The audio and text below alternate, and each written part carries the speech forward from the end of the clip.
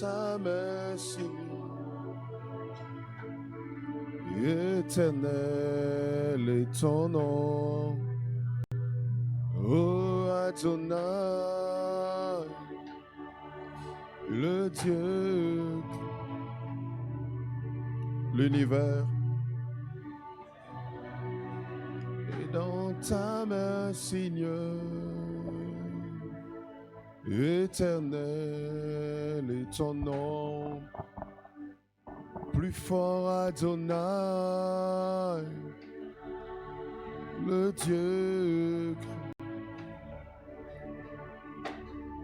L'univers est dans ta main, Seigneur.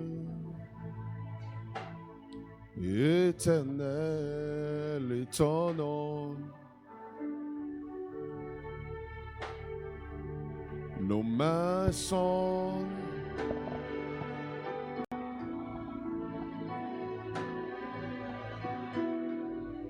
t'adorer.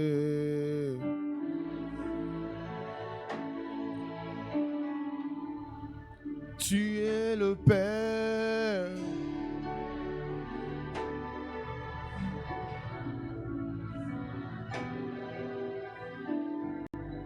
Tu es Dieu.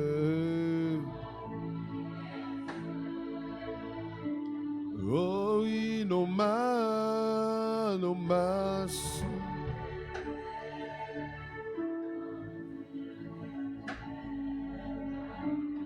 et t'adorer.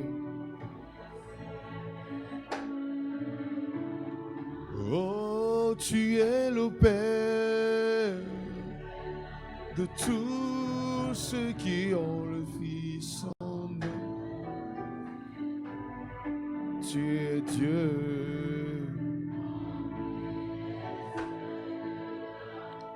Plus fort nos mains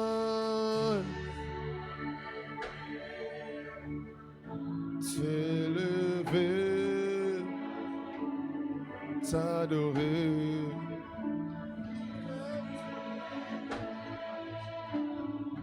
Oh, tu es le Père.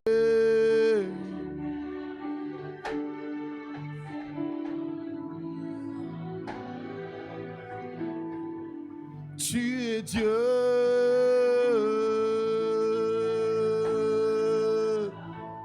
Oh, Adonai, Adonai, sois le maître de mon cœur. Adonai, ce bien-être qui demeure. Adonai, sur ton nom je me établis. Adonai, sur ta main je me confie. Adonai, le plus fort de tous les temps. Adonai, le plus grand de tous les temps. Adonai, viens Seigneur couler en nous dans ce torrent d'amour. Au parfum Takushukuru namunaganiwe Takuimbia namunaganiwe Takuimbia namunaganiwe Oe namu Baba wa mapendo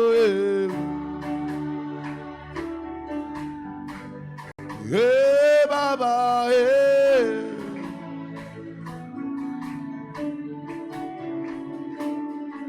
Baba namunaganiwe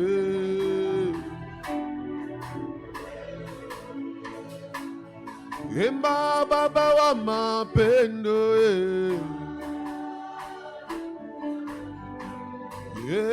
Baba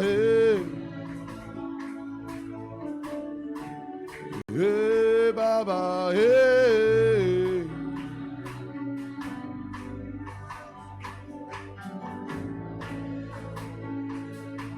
takuimbia namuna gani we, takuimbia namuna gani we, takuimbia namuna gani we, oh namuna gani, Baba wa mapendo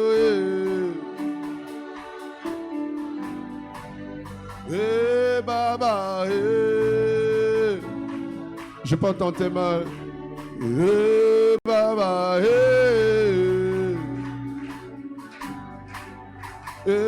Baba ma Baba wa majabu rakatu zimbrage aba Baba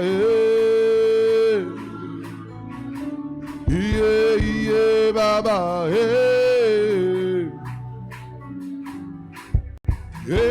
Baba ma Baba wa mapendo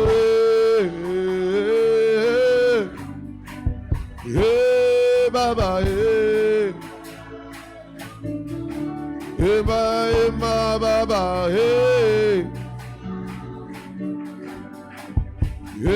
Baba ma Baba wa mapendo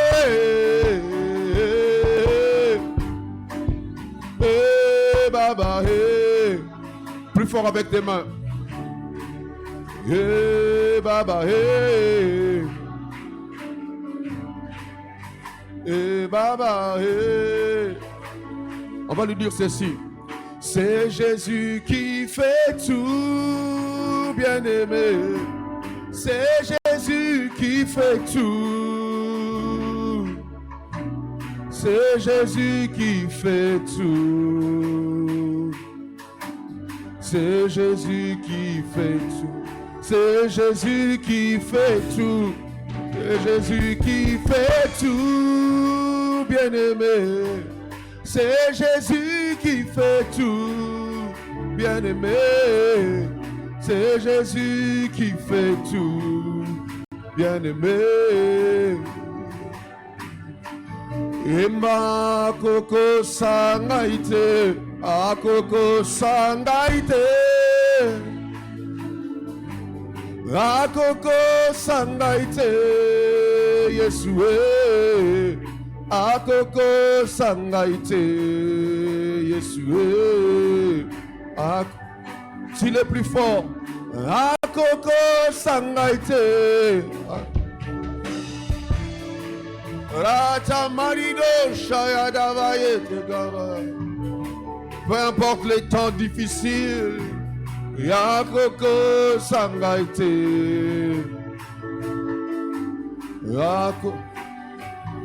Yesu moninga malamue, moninga malamue, Yesu moninga malamu, Yesu moninga malamu, Yesu moninga. Yesu na pelisi mwinda, na pelisi mwinda, Yesu na pelisi mwinda, Yesu na pelisi mwinda, Yesu na yemba koko sangaite.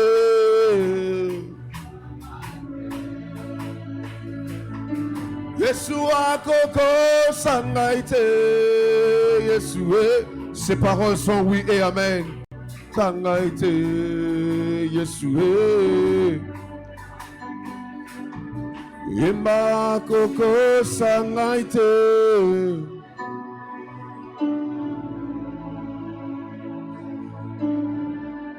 Akoko sangaite, Yesu.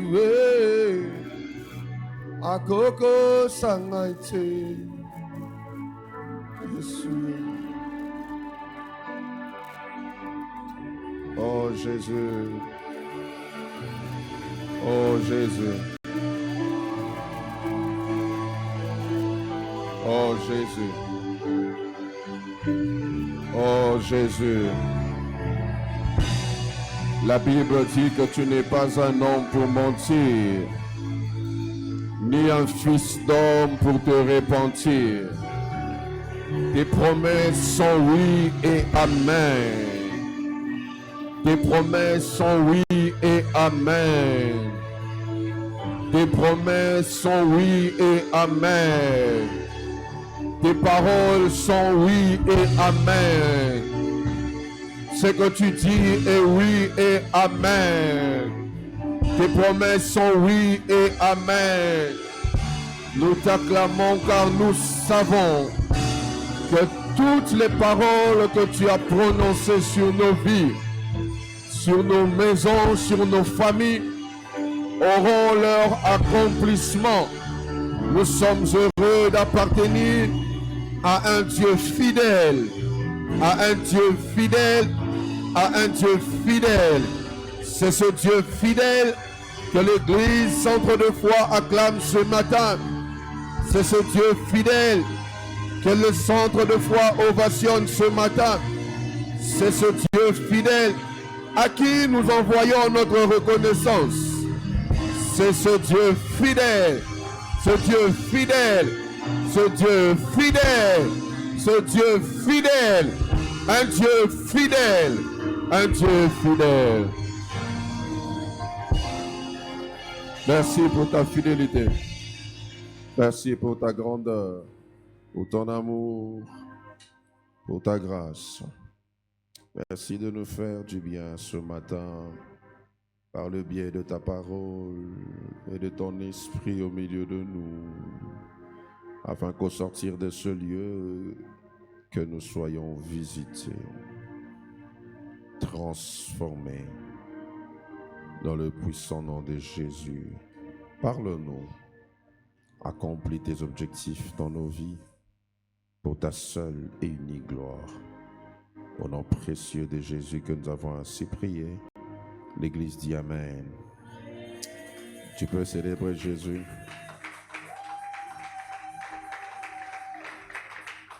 J'ai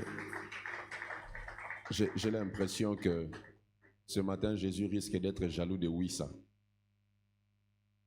Il risque d'être jaloux de Wissa parce que la façon dont on a célébré Wissa et la façon dont on célèbre Jésus, vraiment, est-ce qu'on peut célébrer Jésus?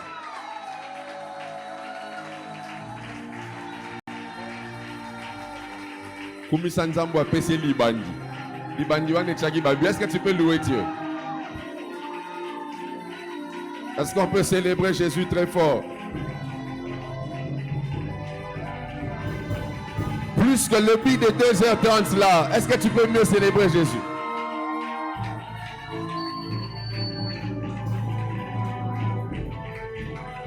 Alléluia. Dieu soit béni. Salue ton voisin de gauche, de droite. Comme on lève l'écho sur le micro là, s'il vous plaît. Salue ton voisin de gauche, de droite avec beaucoup de joie et comme donne un peu de volume aussi. Demande-lui comment tu as vécu le match.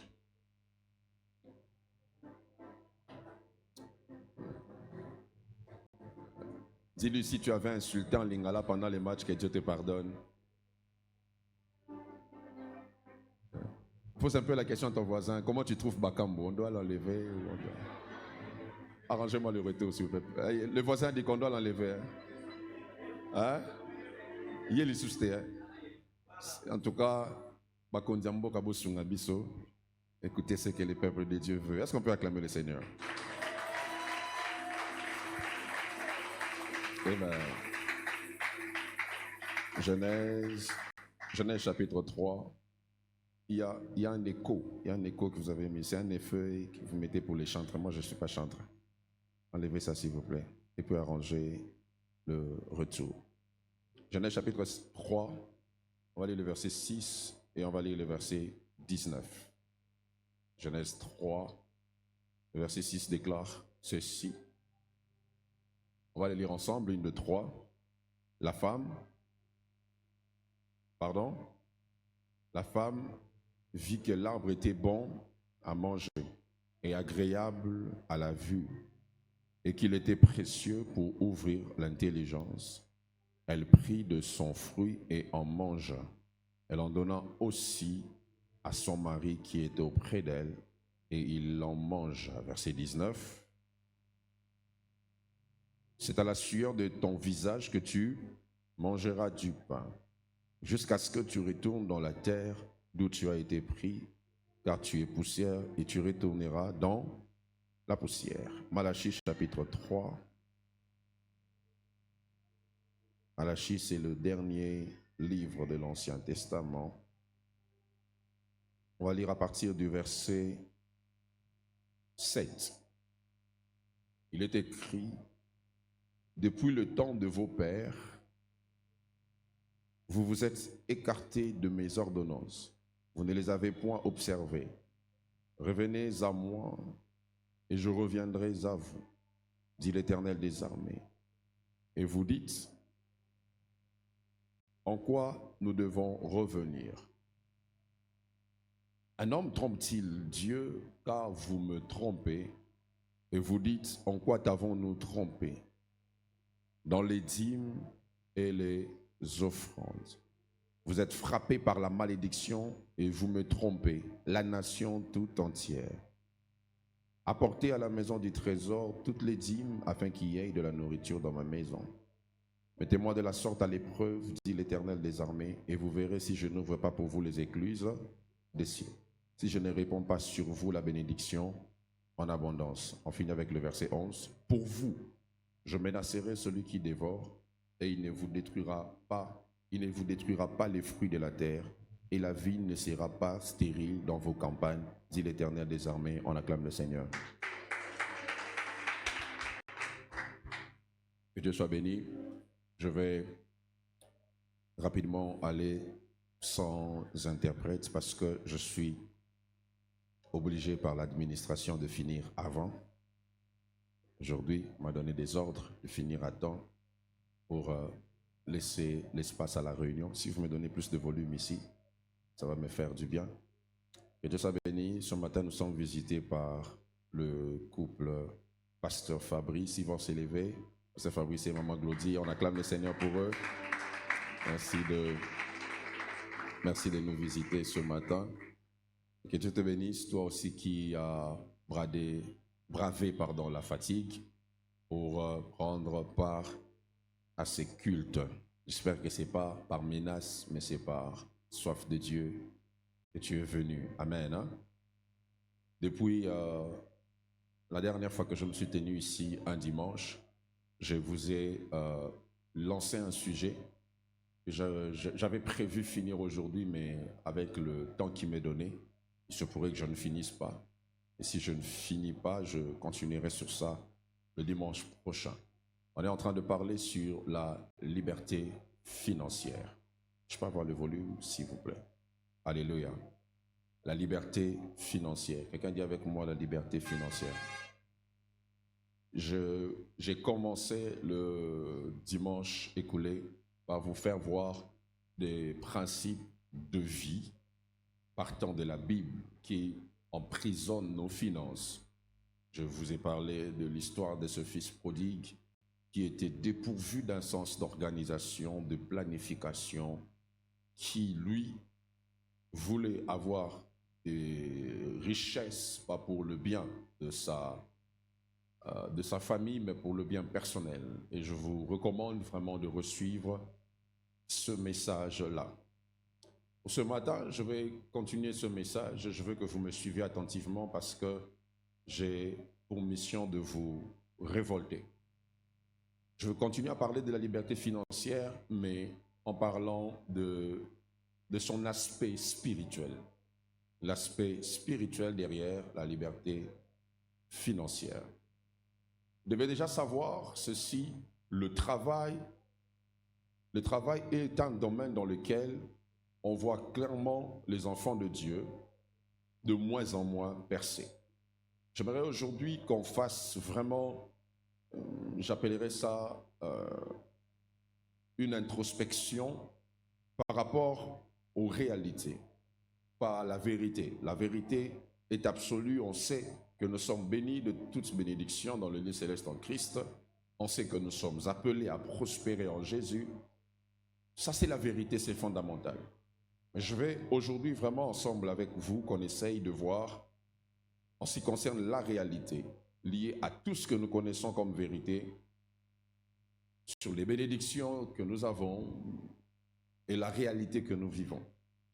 Déjà, vous devez savoir que le péché originel, le péché fondamental qui a emmené la chute de l'homme était lié à son domaine de travail. Quand vous lisez la Bible dans Genèse chapitre 1er, vous vous rendrez compte que Dieu avait donné à l'homme pour nourriture de l'herbe et tout arbre portant de la sémence. Genèse chapitre 2 déclare qu'aucun arbuste n'avait poussé ou donné des fruits parce qu'il n'y avait aucun homme pour faire quoi? Pour cultiver, pour travailler. Et quand l'homme est venu, il a commencé à travailler, les arbres ont commencé à générer des fruits. Donc, le péché originel est venu dans un domaine lié au travail de l'homme. Pourquoi? Parce que les arbres n'avaient pas de fruits. C'est l'homme qui a cultivé pour que les arbres commencent à avoir des fruits. Mais dans le travail que l'homme faisait, Dieu lui avait dit qu'il y avait un arbre qui porterait des fruits, mais le fruit de cet arbre-là, il ne fallait pas le manger. Le fruit de cet arbre-là, il ne fallait pas le toucher. Mais c'est l'homme qui a cultivé pour qu'il y ait des fruits. Je fais une parenthèse en passant, je l'ai dit pendant la semaine, c'est par la chute qu'on a commencé à manger la viande. C'est quand l'homme a chuté que l'homme a commencé à manger la chair. Et c'est de là qu'on tire beaucoup de maladies. Donc les amoureux de la viande, vous connaissez la source de votre maladie. Originellement, Dieu avait donné à l'homme de l'herbe, soit des plantes, et puis des fruits. Alors quand l'homme a chuté, l'homme a touché à une partie du résultat de son fruit qu'il ne devait pas toucher selon le principe de Dieu.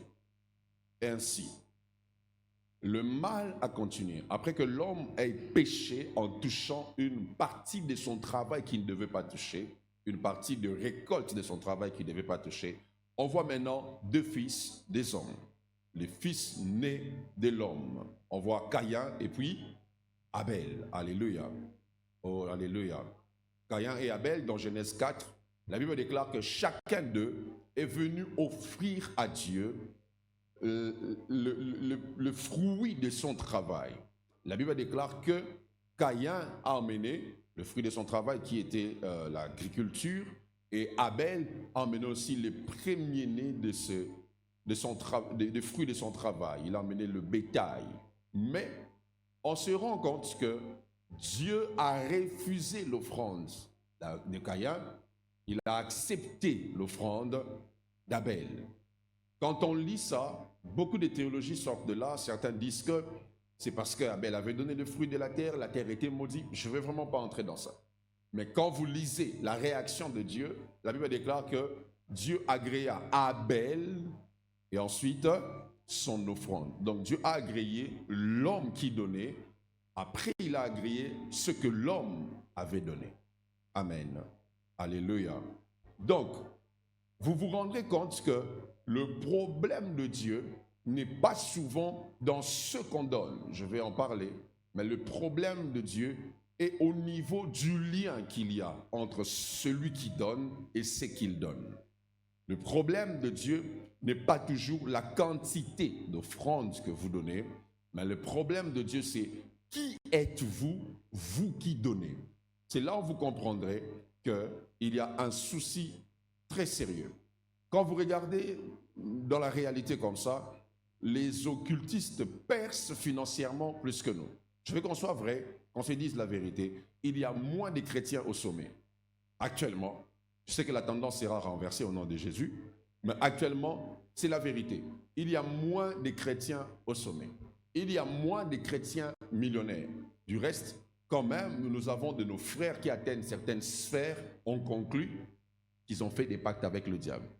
Et cela a emmené à croire que atteindre certaines sphères, certaines dimensions, exige de faire alliance avec Satan.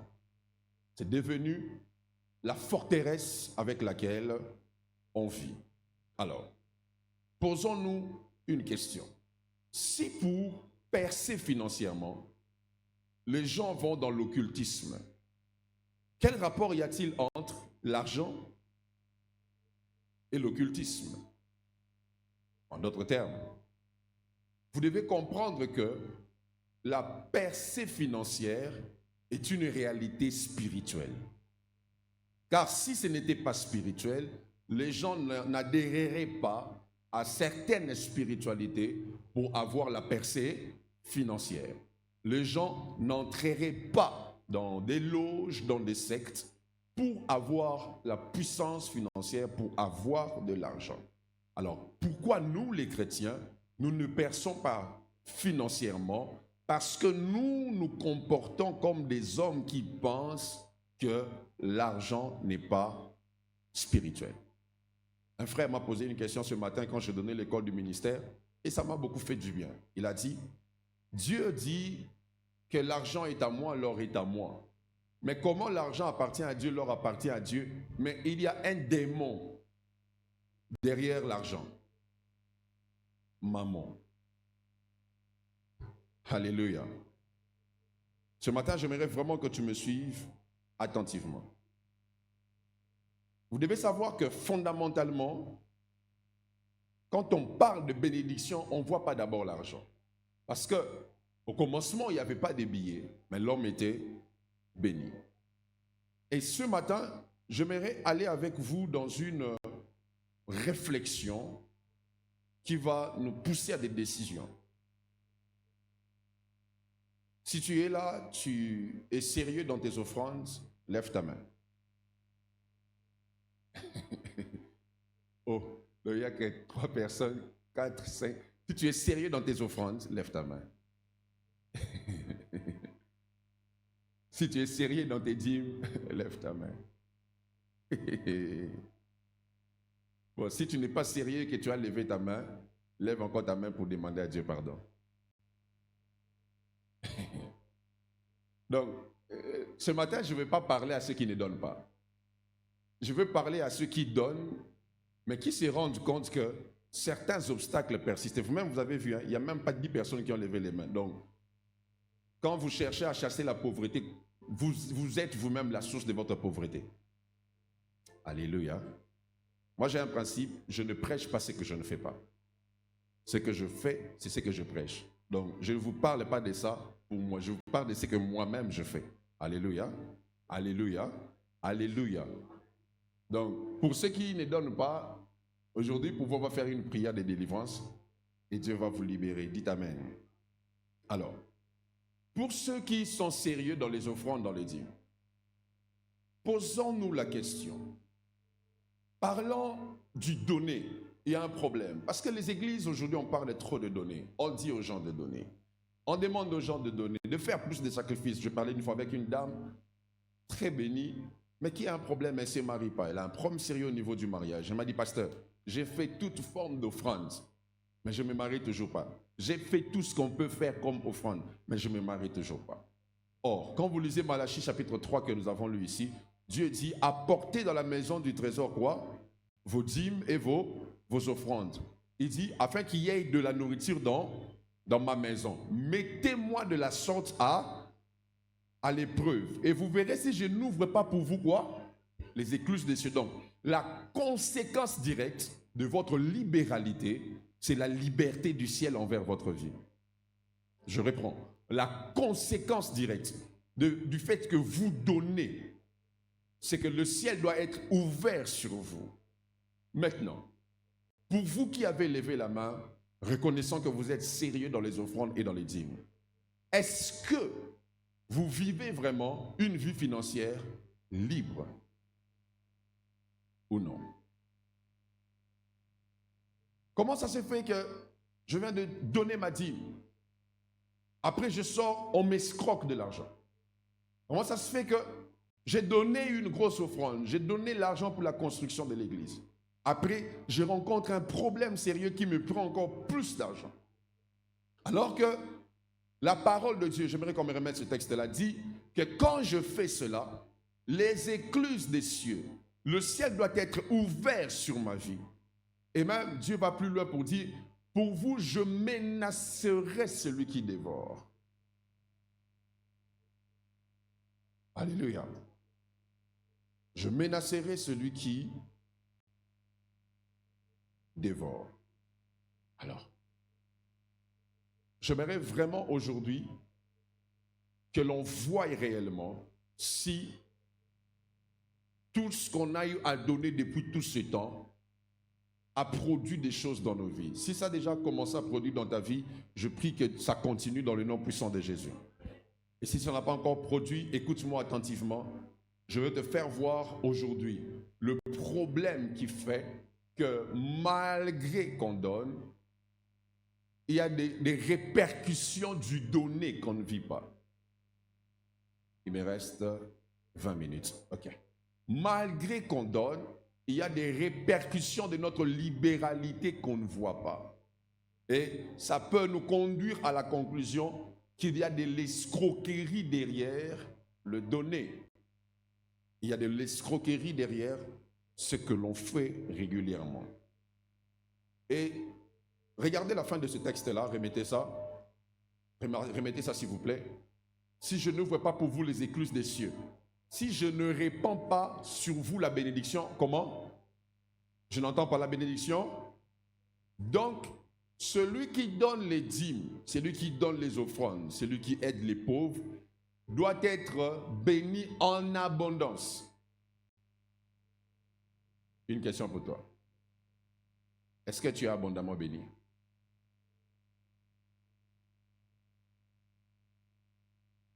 Qui est déjà béni en abondance?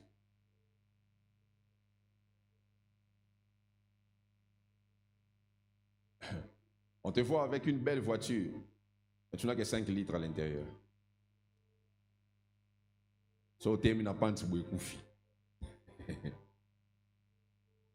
Est-ce que tu es béni vraiment? Qui jouit de l'abondance?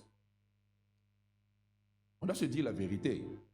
Parce que si on continue comme ça, vous donnez, vous déclarez, je suis riche, 100 fois je suis riche, mais tu rentres pauvre. Tu manques même à manger. Tu as tout donné, mais tu restes pauvre. C'est qu'il y a un problème. Il y a quelque chose qui ne marche pas. Il y a quelque chose qui ne fonctionne pas. N'est-ce pas? Oh, alléluia.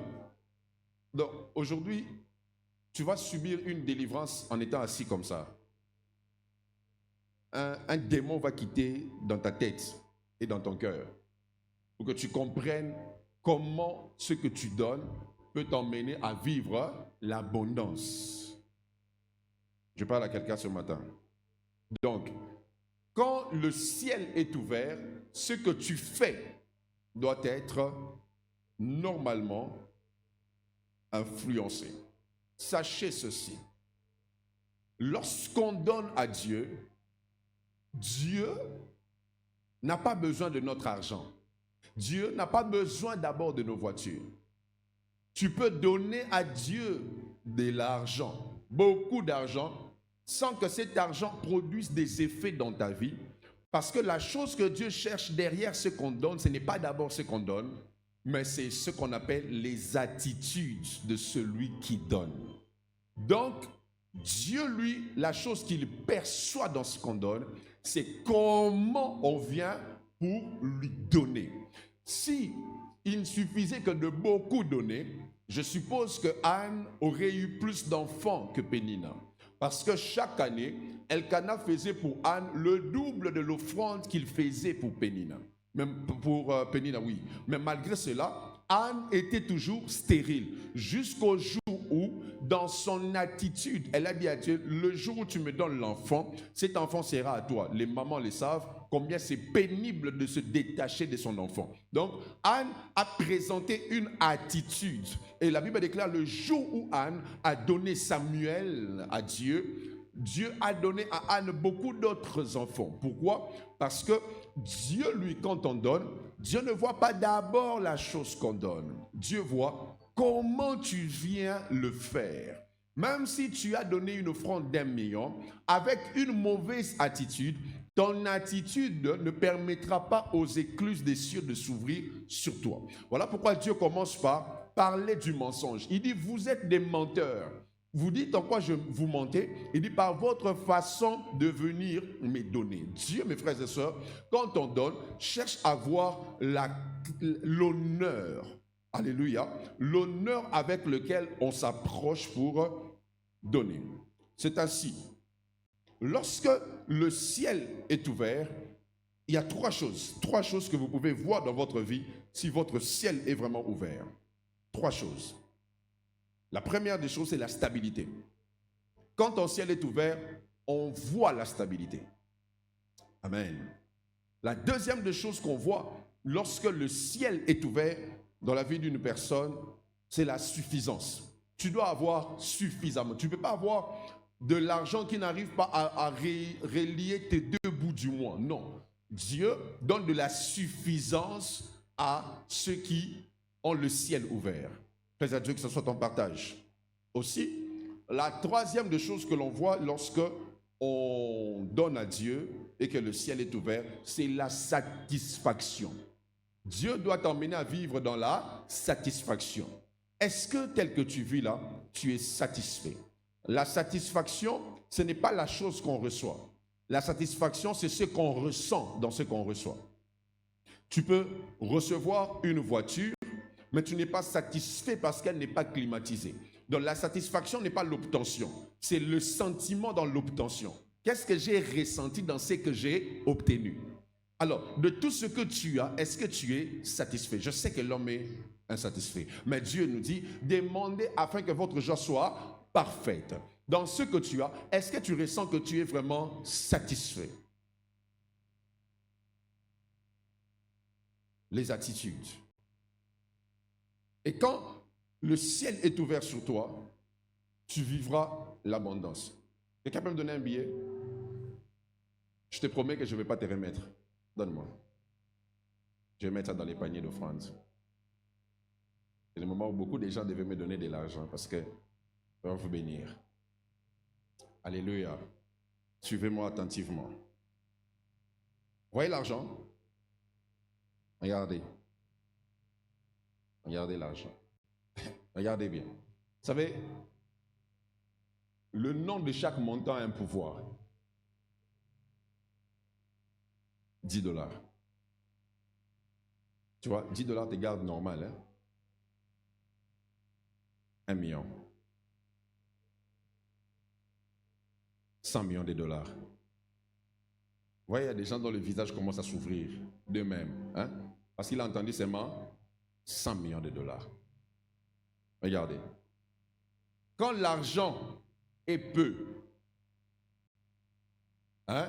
Quand tu as peu d'argent, le monde spirituel sait que tu en as peu. Et comment tu peux reconnaître que tu es entré dans un cycle d'abondance? C'est par les demandes.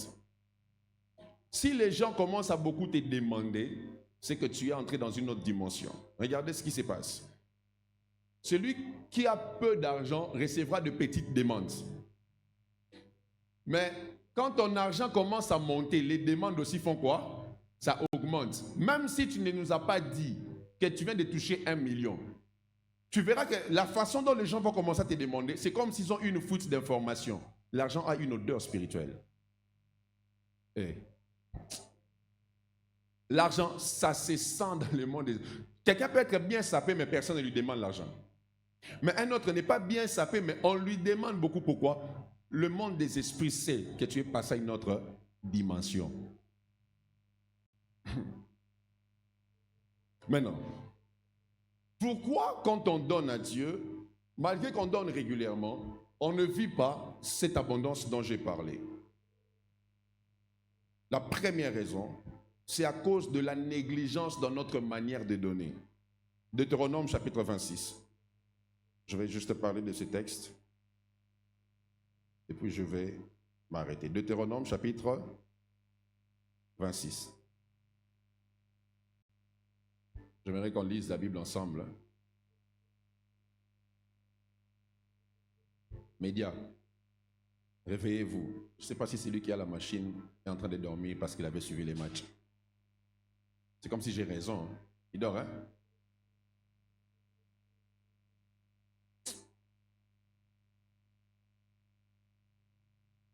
Ça dit quoi? On peut le lire ensemble? 1, 2, 3.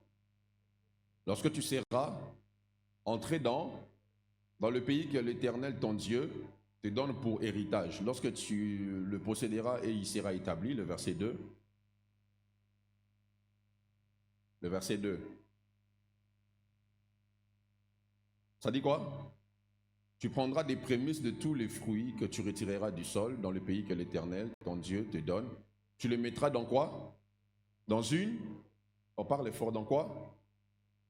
Le premier problème qui fait que malgré qu'on donne, qu'on ne soit pas béni, c'est la négligence dans la manière de venir donner. Vous savez, Dieu, lui, il est récent de l'honneur. Imaginez-vous, je veux vous donner de l'argent, je prends ça, je froisse, je vous jette. Même si tu es dans une position de faiblesse et que c'est mon argent qui va te sauver la journée, il y a quelque chose que tu ne recevras pas, l'honneur. Tu ne te sentiras pas honoré par ma façon de faire quoi? De te donner. Et Dieu dit quoi? Quand vous voulez donner, mettez ce que vous voulez donner dans quoi? Dans une... Je n'entends pas dans quoi? Dans une corbeille. Ça veut dire qu'il faut veiller à la façon de venir présenter à Dieu vos offrandes. Vous devez montrer de la considération à Dieu quand vous venez lui donner votre argent. En d'autres termes, il faut établir un traitement de respect entre ce que vous donnez et Dieu. Un traitement de respect. Oui, tu donnes tes dîmes, mais est-ce que tu établis un traitement de respect? Regarde comment tu cherches l'argent pour donner. Hein? Tu fais comme ça, et vous avez des yeux dans vos mains. Après tu sors, tu viens, paf. Est-ce que tu as respecté Dieu quand tu as fait ça? Non. Et ça peut faire que même si tu donnes beaucoup, tu n'auras pas l'abondance. Pourquoi? Il n'y a pas le traitement du respect. C'est pour ça, je conseille souvent aux gens de mettre l'argent dans une corbeille, soit une enveloppe. Vous mettez ça. Rien que le fait de faire ça, c'est un signe de respect. Ce que Dieu perçoit, nous ne sommes que des percepteurs, mais Dieu, lui, ce qu'il reçoit, c'est la considération. Abraham n'a jamais tué Isaac, mais Dieu a perçu l'obéissance d'Abraham, l'honneur d'Abraham derrière ce qu'il voulait faire. Donc, la chose que Dieu cherche derrière ce que vous donnez, c'est la considération, le respect du sacré, le respect. Quand tu viens avec ton offrande dans ton sac, tu ne peux pas le mettre en désordre. Ça ne peut même pas être un montant que tu prends juste comme ça. Non, ça se prépare. Il dit, tu mettras dans une corbeille. Avant de le présenter à Dieu, tu dois traiter avec honneur ce que tu veux donner à Dieu. Et des fois, la façon dont nous tirons l'argent pour venir donner, posons-nous la question, à quel moment Dieu se sent honoré? Dis à ton voisin, à quel moment Dieu se sent honoré? Dis-lui dans ta façon de donner là. À quel moment Dieu se sent honoré? Deuxième, on me remet le texte. Il reste à 7 minutes. Dans une corbeille. Ensuite, tu feras quoi? Tu iras au lieu que... Botangago, s'il vous plaît. Et tu iras où? Au lieu que choisira, la deuxième des choses qui fait que malgré que vous donnez, vous n'êtes pas béni, c'est l'incapacité de vous déplacer.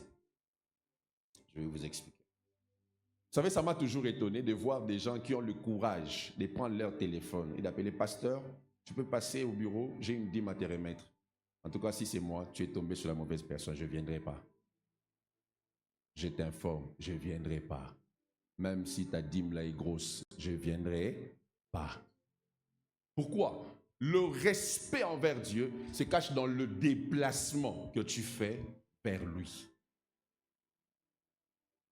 Parce que si Dieu doit se déplacer pour venir prendre vers toi, à quel moment tu l'as vénéré? À quel moment tu l'as respecté?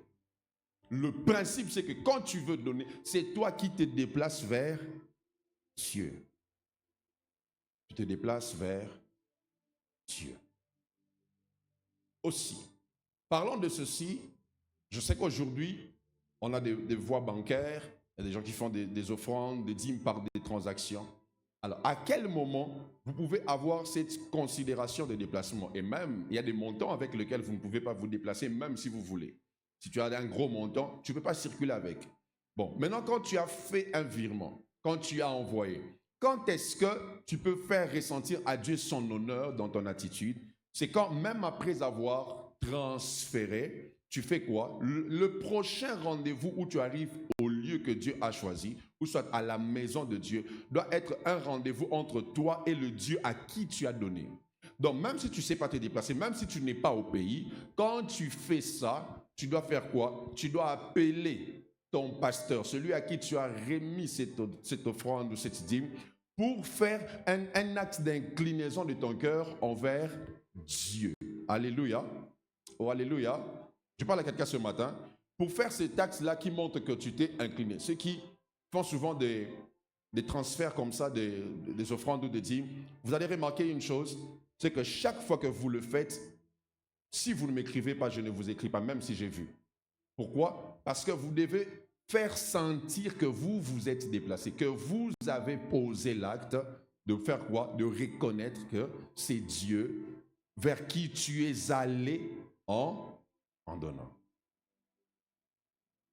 Alléluia. C'est ce qui fait que aujourd'hui, il y a des gens qui pensent que c'est un privilège pour eux de donner à Dieu. Et des fois même, les gens voient plus l'homme de Dieu par qui il donne à Dieu au lieu de voir Dieu. Et surtout quand tu donnes une grosse offrande à l'homme de Dieu et il prie avec plus d'intensité. Ça peut même te faire rire. Hein? Tu vois vraiment que l'onction de ces pasteurs s'est activée par le montant. Oh Seigneur, oh Rakatabacho. Seigneur, non, Seigneur, que ce... Je prie. Quand tu amènes la dîme de $10, il prie 1 minute. Quand tu amènes la dîme de $100,000, nuit blanche. Alléluia.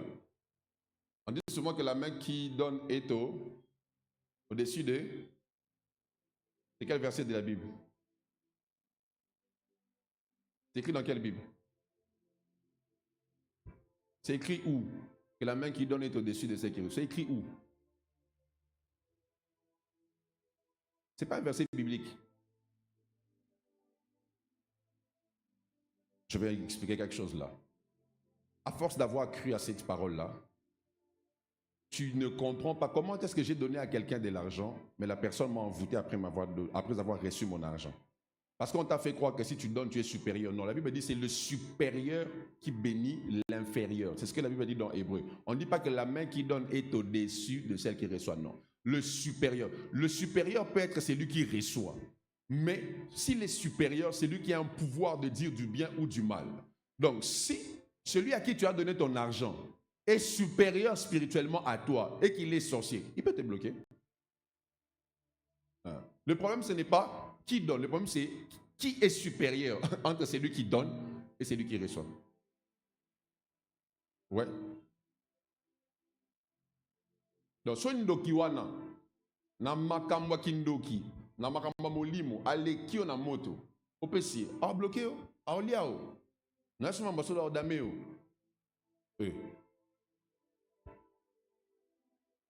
Troisième. J'ai dit de où? On peut m'ajouter 5 minutes, non? Il est où? Je vais prendre 5 minutes, non? Merci. Troisième. De toutes les façons, c'est l'affaire d'argent. Tous ici, on aime l'argent. Qui n'aime pas l'argent? Qui aime l'argent? Il y a des gens même qui n'ont pas levé des mains. Qui aime l'argent? Oh. Moi, j'aime l'argent. Oui, j'aime l'argent. Troisième, remettez-moi les textes. Comme ça, je ne sais pas lire, je ne vois pas bien. Je vais le remettre en gros. Ok. J'avais déjà dépassé ce verset.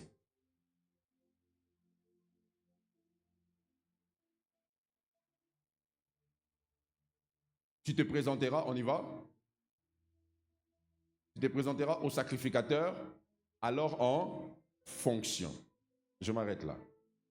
La troisième des choses qui fait que malgré que vous donnez, vous n'êtes pas béni, c'est parce que vous ne vous présentez pas au sacrificateur. Je vais maintenant vous expliquer ici ce que ça veut dire. Tout sacrificateur n'est pas sacrificateur en fonction dans votre vie.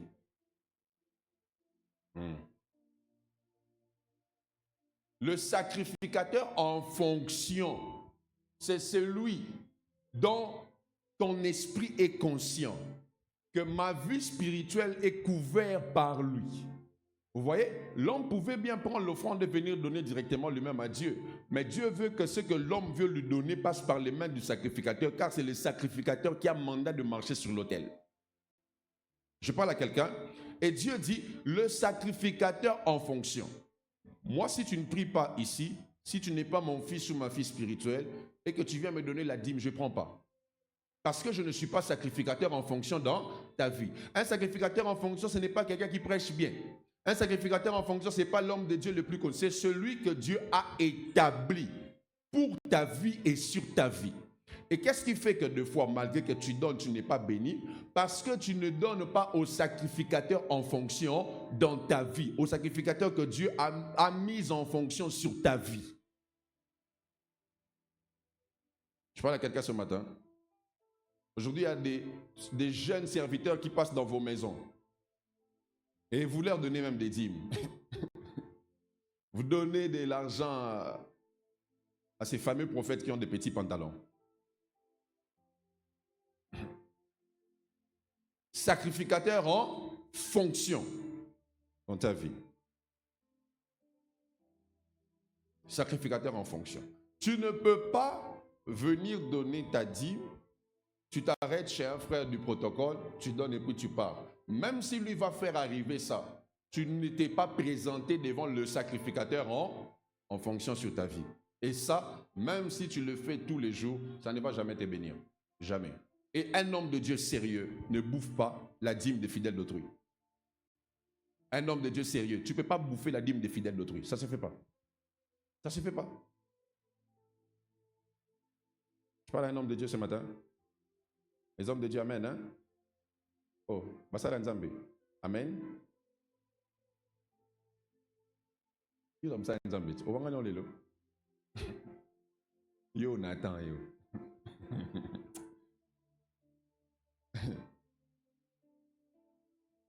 Alléluia. C'est devant le sacrificateur en fonction qu'on se présente. Et quand tu te présentes, tu viens avec humilité pour recevoir la bénédiction. Dieu le sait. Moi, chaque fois que quand j'envoie mes dîmes, quand j'appelle pour qu'on prie pour moi, peu importe l'endroit où ça me trouve, je m'arrête, je me mets à genoux, on prie pour moi et ça ouvre les écluses des cieux. Tout ce que Dieu cherche, ce sont ces attitudes-là, cette façon de faire-là. C'est tout ce que Dieu veut voir. Dieu, son problème, ce n'est pas d'abord le montant, mais la façon là, ces petites choses que je vous dis là, si vous commencez à mettre en pratique, vous allez voir. Je vous dis la vérité. Vous allez voir le ciel s'ouvrir sur vous. Quelqu'un me donne un bon amen? Quatrième, donnez-moi les textes. Je pense que je vais m'arrêter peut-être ici.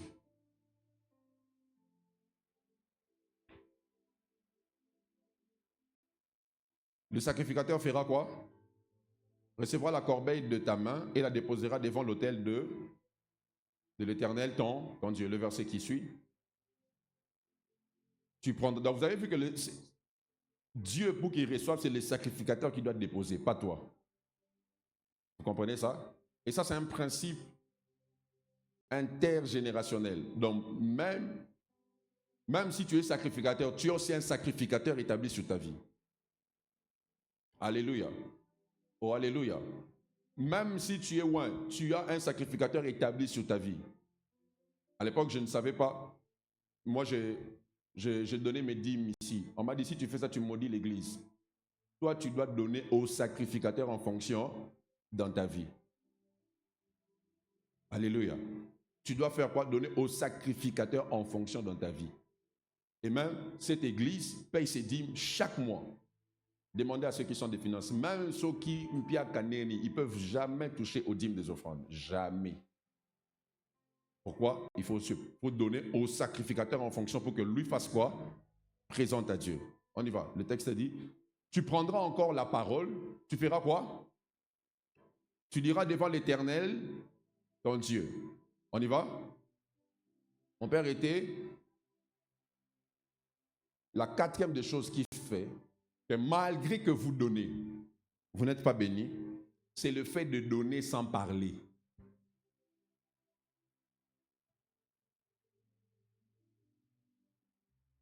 Je vois souvent quand on dit aux gens, prions pour les offrandes, les gens font... Écoute, toi tu es en train de donner et tu ne dis rien. C'est là où je vous ai fait voir le principe que c'est le supérieur qui bénit l'inférieur. Quand tu te présentes, avant que le sacrificateur ne parle, ou même quand le sacrificateur est en train de parler, toi-même quand déjà tu donnes, tu dois parler pour établir un lien entre toi et l'offrande que tu as donnée. Donc, quand tu te présentes, tu dois parler nécessairement à ce que tu donnes. Mes frères et sœurs, on ne fait aucune offrande sans parler. Tu ne peux jamais, sauf si tu as besoin de gaspiller ton argent, mais tu ne peux pas faire une offrande sans parler. Mettez des paroles sur tout ce que vous donnez. Et même quand le sacrificateur vous bénit, sortez des paroles. Dites Amen. Dites je reçois. Les paroles que vous sortez créent un lien entre ce que vous déposez sur l'autel et votre vie. Donc quand tu es devant le sacrificateur, tu donnes seulement, tu ne dis rien, alors il y a un problème. C'est ce qui fait que quand tu as donné de l'argent à un sorcier, si tu n'as rien mis comme parole sur cet argent, ce que lui mettra comme parole sur ton argent aura des effets sur toi. Vous avez compris ça? C'est ce qui fait que quand tu donnes, même si je te donne, tu ne m'as pas vu dire quelque chose quand je t'ai donné, sache que avant que je vienne te donner, j'ai déjà prié pour ça. J'avais déjà dit que je vais donner telle chose parce que je veux que ça fasse ça dans ma vie. Et quand je donne, il y a une parole qui est derrière cet autel que je présente. Et plusieurs personnes, vous donnez, mais vous ne parlez pas. Vous ne parlez pas à ce que vous présentez à Dieu. Et conséquence, ça ne produit aucun effet sur votre vie. Et aussi, je vais m'arrêter ici. Une autre chose qui fait que lorsque on donne, qu'on ne soit pas béni, c'est le manque d'humilité. Les attitudes avec lesquelles on se présente quand on donne doivent être accompagnées d'une humilité. Tu ne donnes pas à Dieu pour lui faire faveur. Tu donnes à Dieu parce que tu reconnais que tu vis de ses faveurs. Alléluia. Voilà pourquoi je prie que Dieu délivre cette chorale. Le moment des offrandes est un moment d'adoration et de louange. Mais pendant ces moments-là, vous chantez des cantiques, je ne sais pas si vous prenez ça dans quelle planète, qui ne donnent même pas envie d'adorer. Le moment des offrandes est un moment d'adoration. On adore en donnant. Quand vous regardez chez les Nigériens, le moment des offrandes, les gens dansent. Ils prennent du temps. J'ai vu des églises où on peut prendre 1 heure pour les offrandes. Ils ont déjà donné, mais ils continuent à danser. Ils célèbrent Dieu. Tu vois, cette attitude-là, ça fait toute la différence. Et j'aimerais un peu parler aux gens bien sapés, bien habillés. Vous qui venez avec trop de sérieux à l'église, des fois vous nous mettez la lourdeur quand on veut louer Dieu.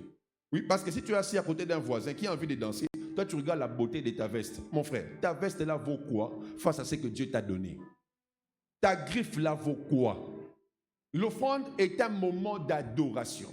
Les dîmes, c'est un moment d'adoration. J'adore Dieu avec ce que je donne. Et quand tu le fais, l'attitude que tu as d'adoration, d'humilité, fait que Dieu reconnaît que tu sais que ce que tu possèdes vient de lui.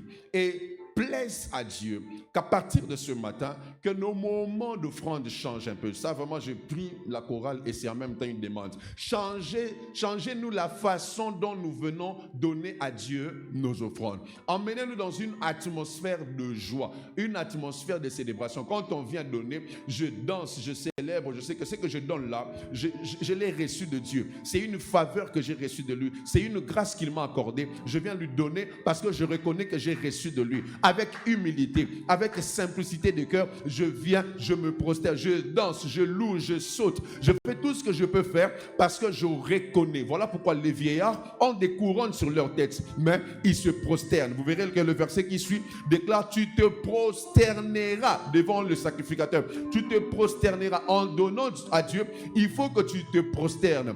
Se prosterner veut dire que tu inclines ton cœur, tu inclines l'attitude de ton cœur, tu te plies. Tu sais que ce que j'ai vient de Dieu, même si tu penses que c'est parce que tu es intelligent. L'intelligence là ne vient pas de toi, c'est Dieu qui t'a donné le cerveau, c'est Dieu qui t'a donné l'intelligence. Mes frères et sœurs, j'ai reçu des leçons d'humilité dans ma vie et je ne vois aucune raison de voir quelqu'un faire de l'orgueil. J'ai vu des gens avec beaucoup d'argent, une petite maladie a vidé leur compte bancaire. Petite maladie. J'ai vu ça récemment, un monsieur béni, prospère. Il a eu une maladie que pratiquement, on dit que c'est à peine 5 personnes au monde, 5% des gens au monde qui peuvent attraper cette maladie-là. Mais lui, il s'est retrouvé à l'intérieur. Ça a bouffé tout son argent. Il a vendu tous ses véhicules. Il a vendu même des maisons pour qu'il reste en vie. Pourquoi tu feras l'orgueil? Pourquoi tu feras l'orgueil? Pourquoi tu vas t'orgueillir du peu que tu as? Pourquoi tu auras ces attitudes de suffisance? Quand Dieu voit ça, il ne trouve pas de raison d'ajouter.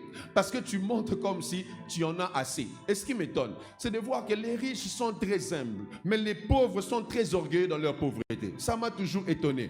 Tu verras un riche en train de danser, de se prier, de se prosterner. Mais quelqu'un qui n'a rien, donc, tu as vraiment rien, mais tu boudes dans la présence de Dieu. Tu boudes qui? Je parle à quelqu'un. Tes attitudes. Même quand la chorale dit, célèbre Dieu. Quand tu regardes comme ça, comme quelqu'un qui a laissé 5 milliards de dollars qui n'ont rien à faire. Alors que tu n'as même pas un compte, c'est un peu ça. Alléluia. Que Dieu te donne l'humilité des cœurs. Mon frère, j'aimerais te dire que tu n'es pas encore arrivé. Ma soeur, tu n'es pas encore arrivé. Même les 24 veilleurs qui peut-être pensaient qu'ils étaient arrivés, ils jettent leur couronne au devant du trône. Je prie que nos moments d'offrande deviennent des moments d'adoration. Et tu vois, quand tu fais ça, la conséquence, c'est que le ciel fait ça. Le ciel commence à... Le ciel sent un choc. Le ciel sent une pression.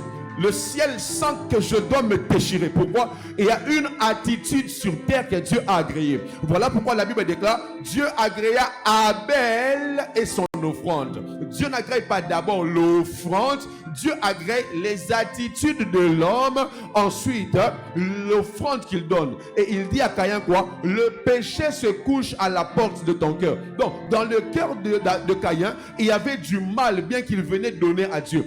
Dieu regarde l'attitude intérieure, l'humilité avec laquelle tu te présentes. Tu occupes un grand poste aujourd'hui. Je t'informe que quelqu'un d'autre était là avant toi. Et je peux t'informer même que de la même manière que tu as été nommé, c'est de la même manière que tu seras révoqué. Quelqu'un d'autre prendra ta place.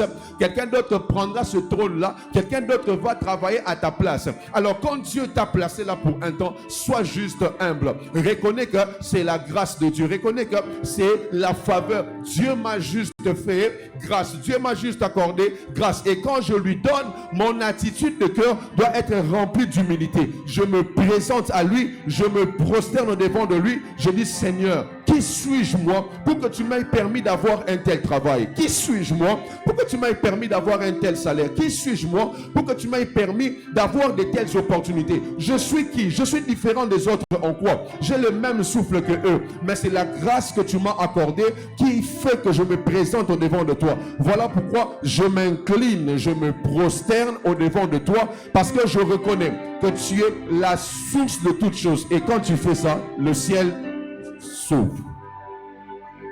Je dis quand tu fais ça, le ciel s'ouvre. Je reprends. Quand tu fais ça, le ciel s'ouvre. Quand tu fais ça, quand tu pries, quand tu présentes tes offrandes comme ça, le ciel sur ta vie commence à s'ouvrir.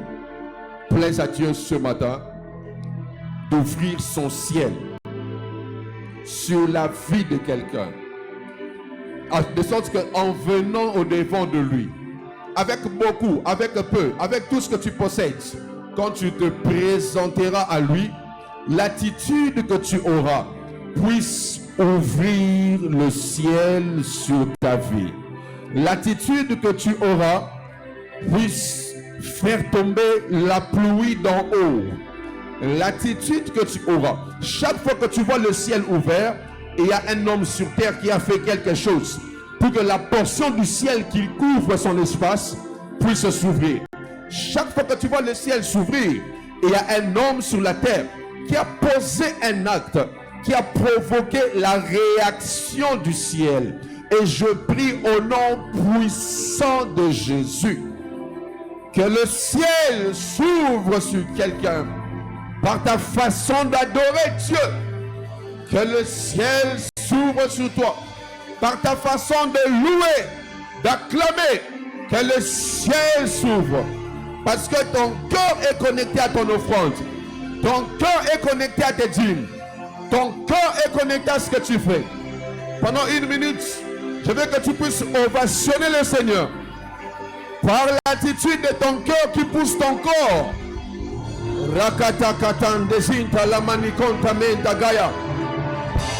Donnons-lui une offrande d'acclamation qui vient de cœur. Des cantos.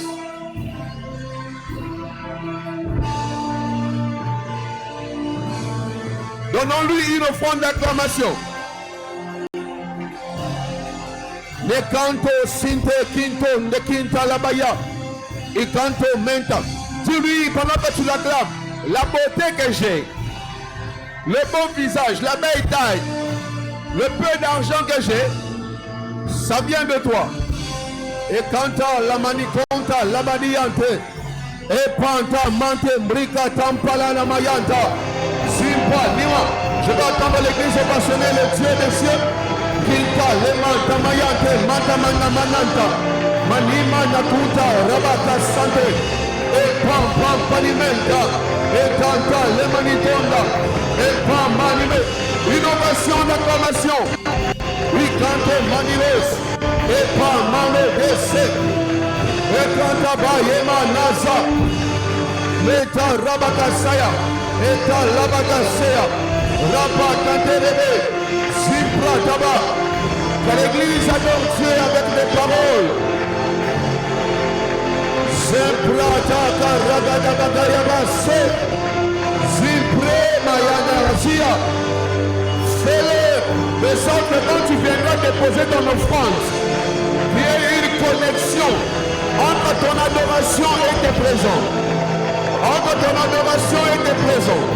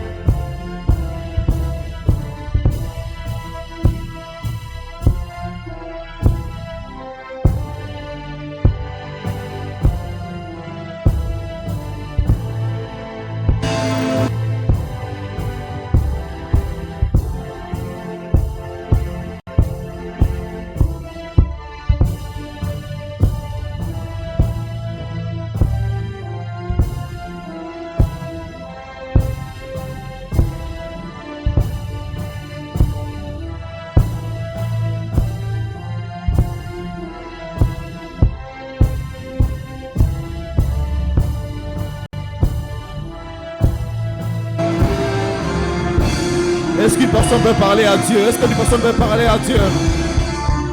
Est-ce que ton cœur peut se déverser dans la présence de Dieu? Shabradababo Shaka. Ton adoration ce matin est en train de libérer une atmosphère.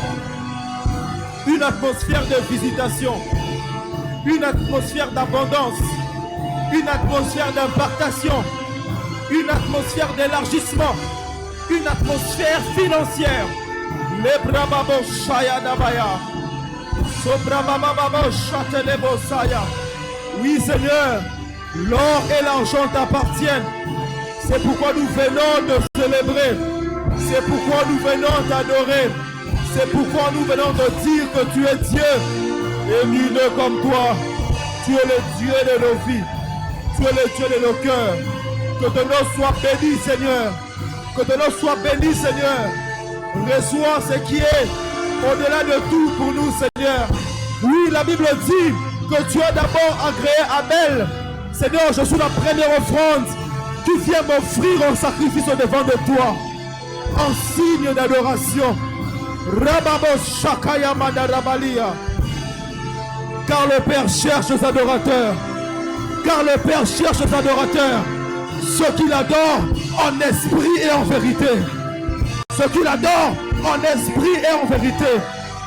Comme Abel, je suis la première offrande. Comme Abel, je suis moi-même l'offrande. Rebaba Shatala Mandelebo Saya.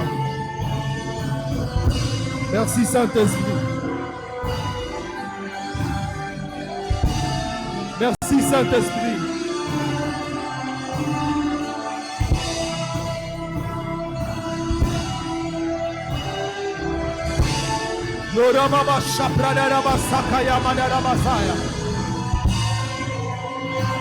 Quelle atmosphère! Quelle gloire ce matin!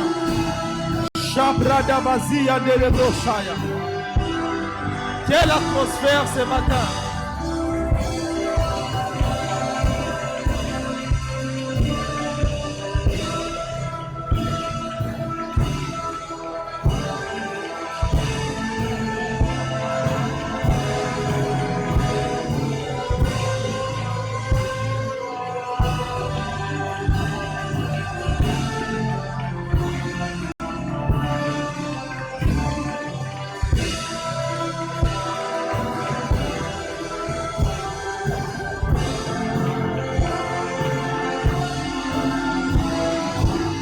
Présence de Dieu.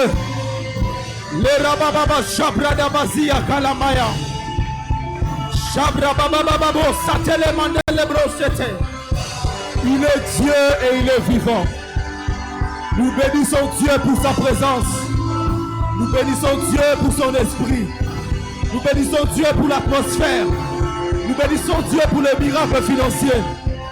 Alors qu'on est en train de prier Dieu, je peux faire une vision. Et l'Éternel Dieu est en train de me dire, après ce culte, Dieu visite plusieurs personnes avec le travail. Une grâce de travail, une grâce financière est en train de localiser des gens. Je prie dans le nom de Jésus. Le Bradasaya Talabaya, le Dieu qui parle, le Dieu qui agit.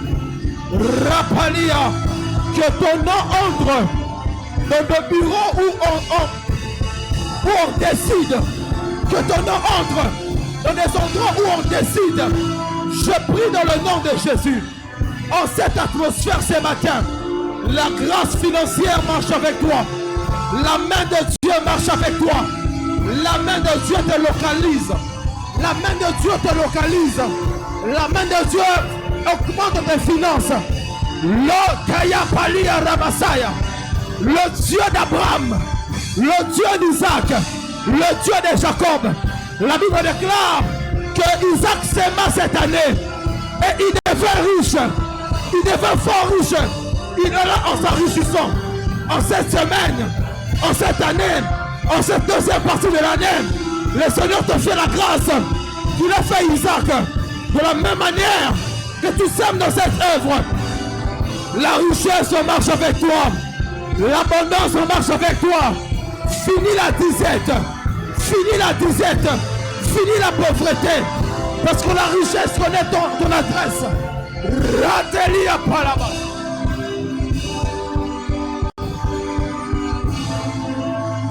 Quelle atmosphère. Robo Shata la Mandara Bradaba. Shaki Karakalia Palama. Zebreketeleman de Via Kerebro Shaya. Zebreketeleman de Lia Kerebo Shaya. Kerebebebebebebebebebe Shakaya Mandele de Bokosia.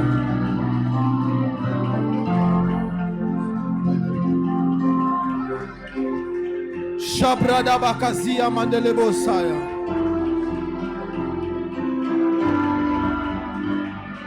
Yes. Merci Saint-Esprit pour ta présence ce matin.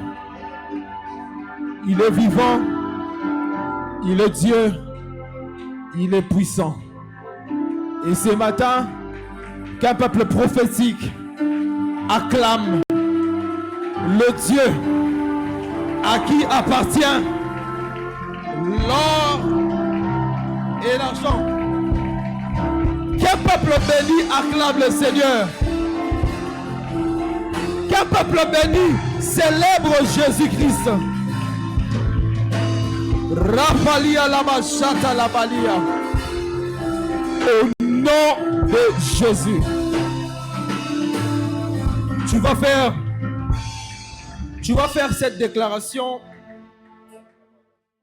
Tu vas faire cette déclaration de Deutéronome 28, verset 8. Déclare avec moi: l'Éternel ordonne à la bénédiction d'être avec moi dans mes greniers et dans toutes mes entreprises. L'Éternel m'est béni dans le pays qu'il a choisi et qu'il me donne. Cette terre de Kinshasa, cette terre du Congo, le Seigneur me le donne avec toutes ses richesses enfouies. Déclare: je jouirai des richesses de ce pays. Au nom de Jésus, acclame le Seigneur.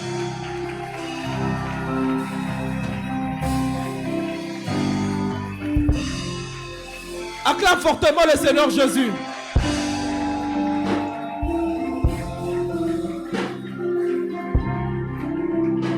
Alléluia. Quelle présence de Dieu. Quelle présence de Dieu. Le Seigneur Dieu élève dans cette église des élites. Alors qu'on priait, je pouvais clairement voir ça dans mon esprit. Le Seigneur Dieu est en train de me dire, papa, qu'il élève dans cette église des élites. De personnes qui auront le pouvoir décisionnel.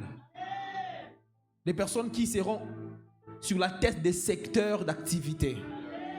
Des personnes qui seront sur la tête des ministères.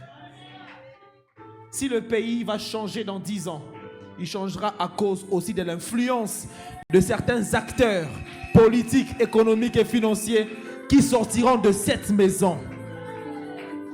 Je prie que cela soit ton partage. Alléluia. Prépare ton offrande, on va offrir à Dieu. Acclame le Seigneur.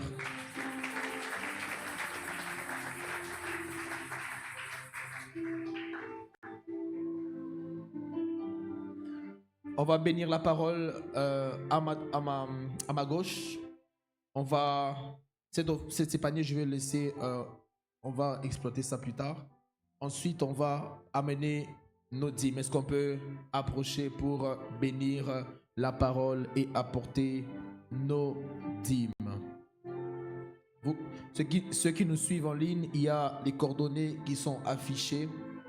Veuillez justement envoyer vos offrandes par ces canaux. Je comprends que par l'adoration, tu t'es tout vidé. Alléluia. Alléluia. Est-ce qu'on peut acclamer le Seigneur?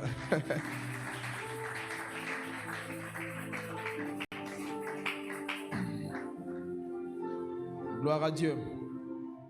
Alors, nous voulons recevoir ceux qui ont prié avec nous pour la première fois. It's your first time to pray with us today. La première fois de prier avec nous aujourd'hui ce matin. Veuillez justement vous tenir debout. On va vous recevoir à la manière de chez nous. C'est votre première fois de prier avec nous. Je vais justement vous tenir, on va vous recevoir. Gloire à Dieu. Alors je vais aller rapidement avec les offices, on va pas traîner. Est-ce qu'on peut recevoir papa? Aidez-moi à le recevoir s'il vous plaît.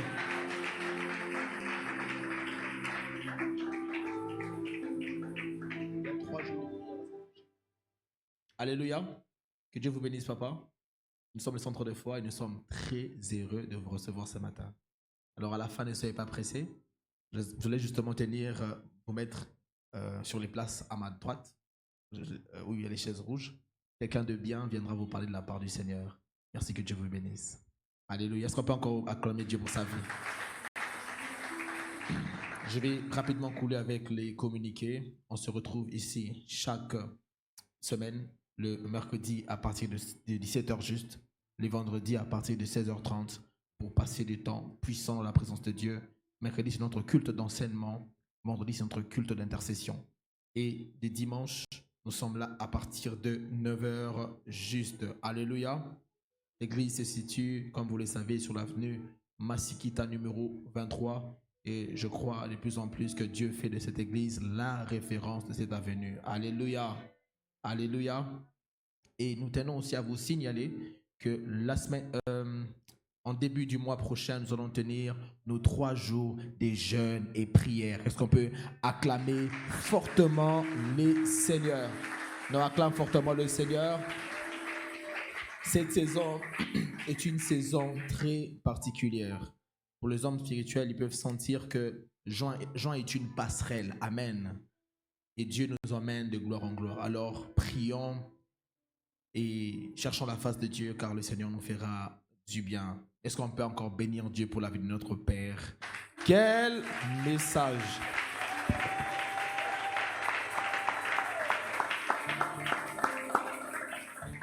Alléluia.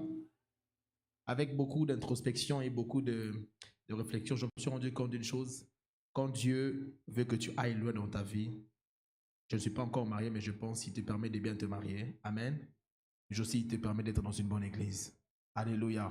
D'avoir un bon pasteur qui a un message très équilibré. Est-ce qu'on peut encore bénir Dieu pour sa vie? Voilà pourquoi ce message est en ligne. Il faut que beaucoup de gens puissent en jouir. Partage le live, s'il te plaît. Tag un frère, tag une sœur qui doit écouter ce message. Et je crois que Dieu va nous faire du bien. Est-ce qu'on peut maintenant bénir Dieu pour notre réunion? Est-ce qu'on peut acclamer le Seigneur? Alors, le pasteur a déjà bouffé beaucoup de notre temps, mais ce n'est pas grave. Amen. On ne va pas abuser, on va justement parler pendant 25 à 30 minutes